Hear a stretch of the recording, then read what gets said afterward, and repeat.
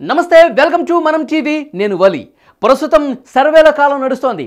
ఆంధ్రప్రదేశ్ ఎన్నికలు దగ్గర పడుతున్నాయి. దాంతోపాటు లోక్సభ ఎన్నికలు దేశవ్యాప్తంగా మరికొద్ది రోజుల్లోనే జరగబోతున్నటువంటి నేపథ్యంలో ఈ సర్వేలు రోజుకొకటి వస్తున్నాయి. ఇటు నేషనల్ సర్వేలు కావచ్చు, లోకల్ సర్వేలు కావచ్చు, తమ అంచనాలను వెలువరించి రాజకీయ వేడి పుట్టిస్తున్నటువంటి పరిస్థితి కనిపిస్తోంది.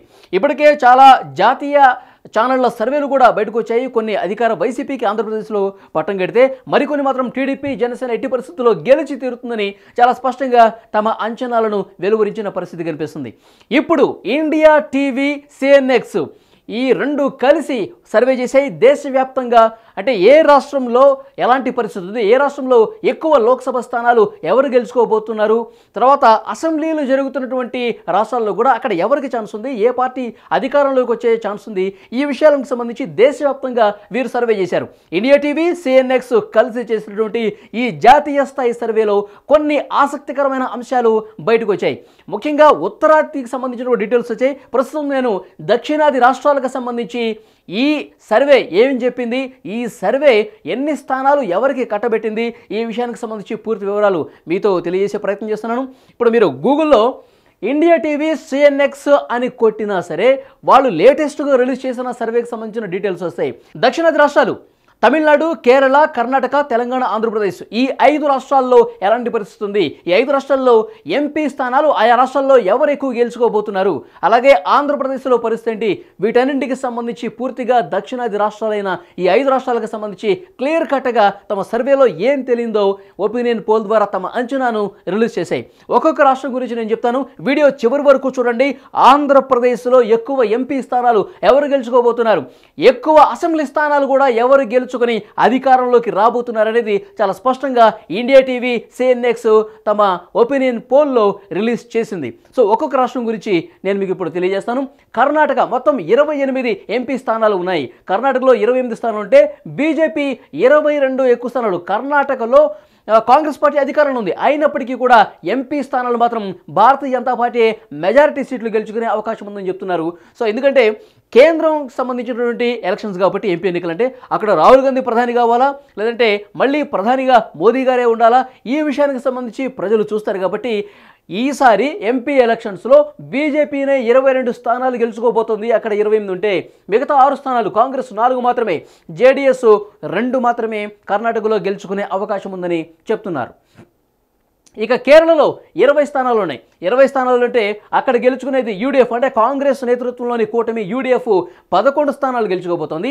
ఇక వామపక్షాల నేతృత్వంలోని ఎల్డీఎఫ్ కూటమి 6 స్థానాలు గెలుచుకోబోతుంది. బీజేపీ 3 స్థానాలు గెలుచుకోబోతున్నట్టుగా తెలుస్తోంది. 20లో యూడీఎఫ్ 11, ఎల్డీఎఫ్ 6, బీజేపీ 3 స్థానాలు గెలుచుకోబోతుందని తెలియజేస్తోంది ఈ సర్వే. గత ఎన్నికల్లో డిఎంకే 39 స్థానాల్లో 1 తక్కువ 38 స్థానాలు గెలుచుకుందనమాట.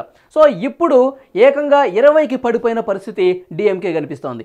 కాంగ్రెస్ 6, బీజేపీ 5, ఏఐఏడిఎంకే అంటే అన్నాడీఎంకే 5 స్థానాలు, ఇతరులు 3 స్థానాలు గెలుచుకోబోతున్నట్టుగా ఇండియా టీవీ, సిఎన్ఎక్స్ అంచనా రిలీజ్ చేసింది. ఇక తెలంగాణ 17 స్థానాలు. తెలంగాణలో ఇటీవలే కాంగ్రెస్ పార్టీ అధికారంలోకి వచ్చిన విషయం తెలిసిందే. రేవంత్ రెడ్డి గారి నేతృత్వంలో ప్రభుత్వం ముందుకు పోతుంది. 6 గ్యారంటీలను వడివడిగా ఒక్కొక్కటి అమలు చేసుకుంటున్న పరిస్థితి ఉంది. ఈ నేపథ్యంలో ఈ 3 నెలల వ్యవధిలో వస్తున్నటువంటి లోక్సభ ఎన్నికల్లో తెలంగాణలో పరిస్థితి ఏ విధంగా ఉండబోతుందంటే, తెలంగాణలో కాంగ్రెస్ 9 స్థానాలు గెలుచుకోబోతోంది. బీఆర్ఎస్ కేవలం 2 స్థానాలకే పరిమితమయ్యే అవకాశం ఉందని ఇండియా టీవీ, సిఎన్ఎక్స్ అంచనా వేసింది. బీజేపీ 5 స్థానాలు గెలుచుకోబోతోంది.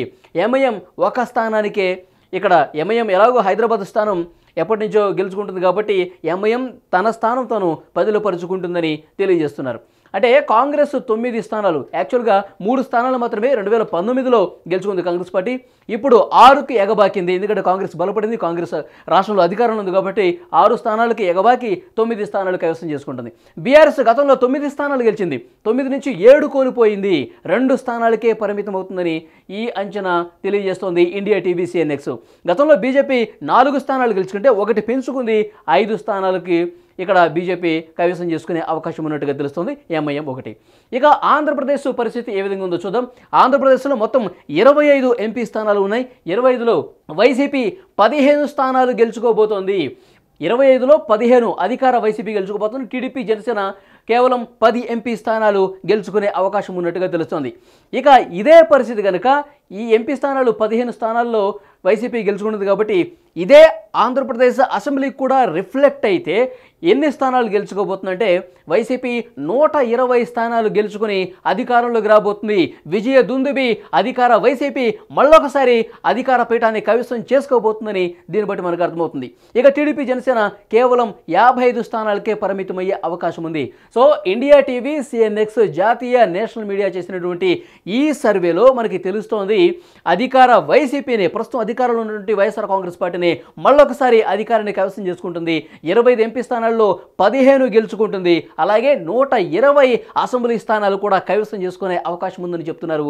సో దీన్ని బట్టి మనకు అర్థమవుతుంది సౌత్లో చాలా బలంగా ప్రాంతీయ పార్టీలు ఉన్నప్పటికీ కూడా బీజేపీ ఎక్కువ స్థానాలు ఒకవైపు గెలుచుకుంది.